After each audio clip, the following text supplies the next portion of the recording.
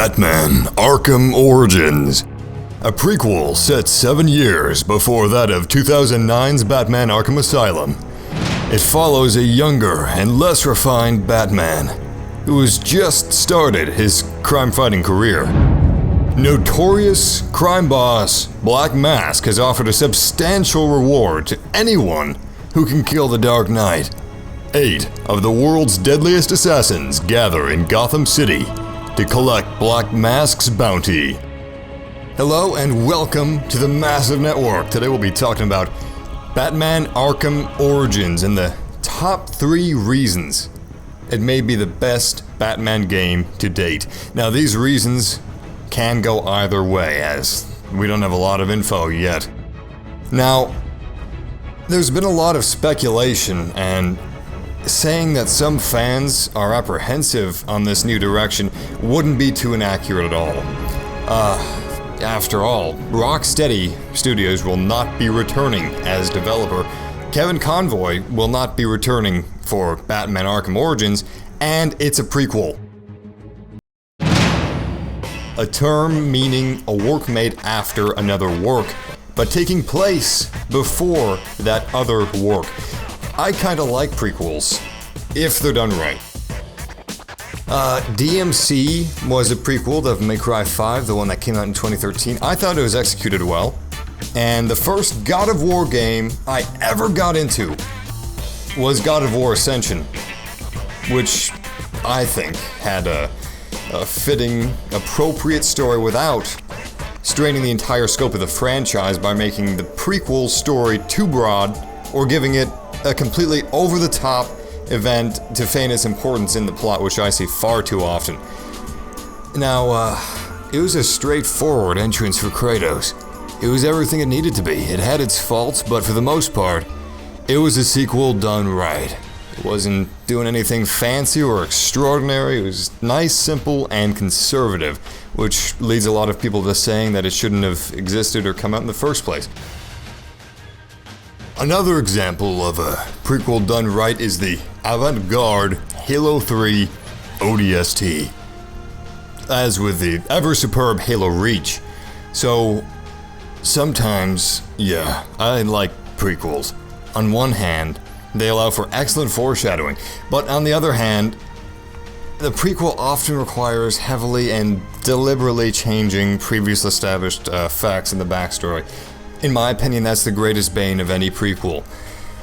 It can have consequences that should have been mentioned in the original story, and it's difficult to keep up the tension when the audience already knows how it ends.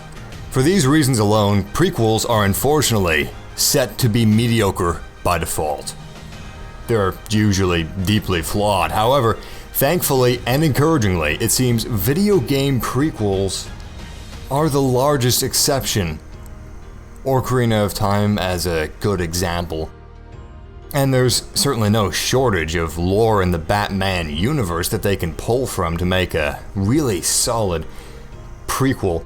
Playing an up-and-coming Batman, that's a pretty awesome concept, and I know a lot of people that would love to do that, myself included. So a prequel provides a prime opportunity to explore parts of his character that we haven't seen yet in these previous games. And yes, the accomplished Kevin Conroy will not be returning for Batman Arkham Origins. But it is a younger Batman. It would make sense that they're going for a younger actor. So, in the sake, or for the sake of plot immersion, I agree with their choice. Now, Rocksteady, they're an extremely talented team, but Warner Brothers Montreal seems very capable, and on top of that, Rocksteady is there to pass the torch, providing advice on the technology, game mechanics, and engine. It is, however, WB Montreal that's to develop the story independently. The plot was partly inspired by the comic book series Batman Legends of the Dark Knight, and the graphic novel Batman Year One, which detailed the first year of Batman's career. And it's been stated that Arkham Origins is being described as the Year 2 story. Which leads us to Batman is battled with normal criminals and gangsters, and is used to being stronger and faster than his targets. On a snowy Christmas Eve, Batman is confronted with far more dangerous enemies, supervillains tasked with killing Batman. The sadistic and brutal Black Mask has placed a bounty on the superhero, and Batman must discover why the villain harbors a deep hatred for him. Creative director Holmes has described the choice of a Christmas setting as a purposeful juxtaposition between the joyful time of the year and the grim world of Gotham City, such as decorative Santas by Gothic gargoyles and Christmas lights offering dim lighting in dark alleyways. The city itself was described as a place dislodged from both time and space, featuring 1930s stylized and older buildings, contrasted with Batman's futuristic technology beyond even modern-day gadgets. The new Gotham area of the game was designed for vertical movement. This allows the placement of enemies at different heights, above and below Batman, and this really creates areas that are very dense with activity and bring something new to the table that we haven't seen before in any of the previous Batman Arkham installments. Now, as many have mentioned, and as the developers have noted, Black Mask is not as well known as Batman's other villains such as Joker or even Bane, going on to say that extra work was required to provide enough characterization to make him interesting and scary. Now, I, for one, absolutely love his backstory. To me, he was one of the most interesting characters in Batman Arkham City. I read every single scrap of information I possibly could on Black Mask. He brings a grittier, more realistic side. Speaking of which, the plot in Arkham Origins seeks to explore deeper character development, notably exploration of the relationship between Alfred and Bruce. Bruce, he sees Alfred as a reminder of his parents' deaths and an overbearing parental figure, while Alfred, on the other hand, on the opposite end of the spectrum, Alfred sees Batman as a spoiled man-child squandering his inheritance on his vigilante crusade. This causes, naturally, repeated clashes between the two throughout the story of the game, a la The Dark Knight Rises, with Alfred's exhibited like a son to me trope conflicting with Bruce's refusal to move on from the tragedies that transpired in the movie The Dark Knight. This can very, very easily feel like a cheap plot device for false depth or character. In The Dark Knight Rises, a considerable amount of the interactions and arguments between the two ended up being like a parent trying to get an unruly child who doesn't want to cooperate to eat their vegetables. Now, just on a completely random note, I love the new Bane that was featured in The Dark Knight Rises. I think he's a fucking badass, with the darkness is not your ally and all of that stuff. That's just fucking great. I greatly prefer him to the Mexican retro macho libre type in the comics. Anyway. Throughout this video, we've been exhibiting screenshots from Arkham Origins. Screenshots, perhaps from cutscenes. I'm betting my money that these are in no way representative of actual gameplay. Now, gameplay. Herein lies the minefield. WB Montreal have previously worked on the Wii U adaptation of Batman Arkham City, and they use this experience as an opportunity to familiarize themselves with the modified Unreal Engine 3 development engine utilized by Rocksteady Studios. For those worried the movement or combat were to be standardized or improved in such a way where it actually wasn't improved at all, here's a pros and cons list that should alleviate some of your worry. Pro: the combat and movement largely remain the same. Con: The combat and movement largely remain the same. Now, the reason I list this both as a con and a pro is they're trading innovation for a tried and true, stable system. A system that has been tested, successful, and used in the past 2 games in this franchise, one of them being a completely open world game. Between the two, that adds up to a lot of hours. Now granted, Rocksteady indeed polished the Asylum's gameplay in such a way that it came to truly demonstrate the way sequels should be. Escaping the all too common pitfall of being comfortable rehashing what's been done already. It worked well. Even so, this didn't change the fact that gameplay largely remained the same, and Arkham City was completely open world sandbox. This allowed players to fully exercise the extent of Batman's feel, gameplay, gliding, you name it. Not to mention, players may have to put the game down and pick it up a long while later.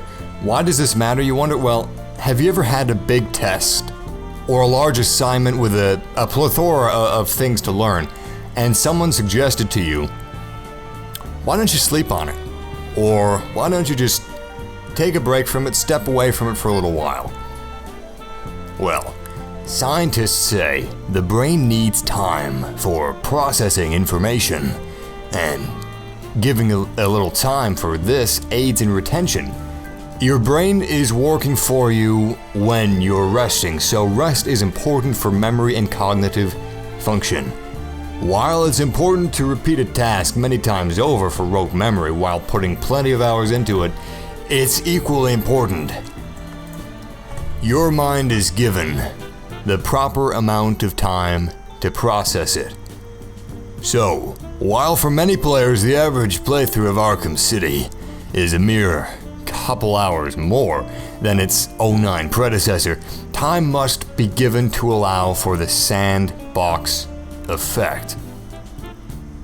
So even though it's just a few hours more, the sandbox effect, they may step away from it for a little while, as it is a sandbox game, where the brain's cognitive function processes, learns, memorizes, even while it's resting away from the task itself. That is the sandbox effect.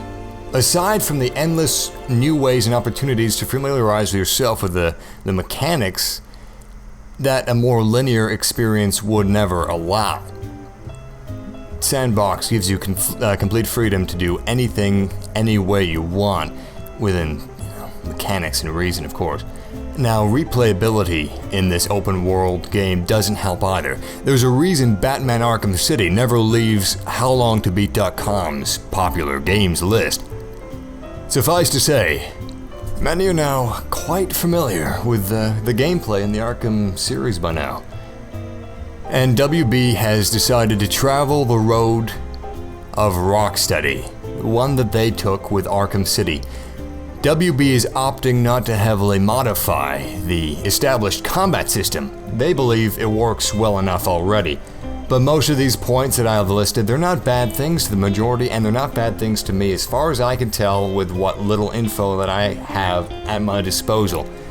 Now, what some of you have been waiting for, here are some of the highlighted features announced thus far.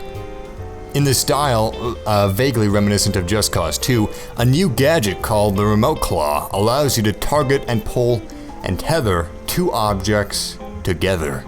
Crimes in Progress gives Batman the chance to assist the GCPD and build his reputation. You can quick travel via the Bat Wing, though towers will jam your ability to call it. There will be more changes of pace for sleuthing and exploration allowance. And the world is nearly twice the size of Arkham City. It includes a new island called New Gotham. Old Gotham will still have locations from Arkham City. One of the reasons it's so much larger is to allow for clearance in the Batwing, I imagine. Most wanted missions feature non-assassin villains, and understandably, the following of what I'm about to say was a necessary PR step, but Given Rocksteady's endorsement and the list of new features, all of which seem to be steps in the right direction, there isn't a reason that this cannot take place as a worthy addition to the Arkham series. Possibly, hopefully, improving this series. And there's always the small chance this might be the best Batman game yet. Thank you for watching. Please leave a like on this video and support this channel. Check back for more updates on Batman Arkham Origins and more news in gaming. I thank you for watching. Until next time, take care. Man in the street, nowhere to sleep. No time for nothing, nobody for me.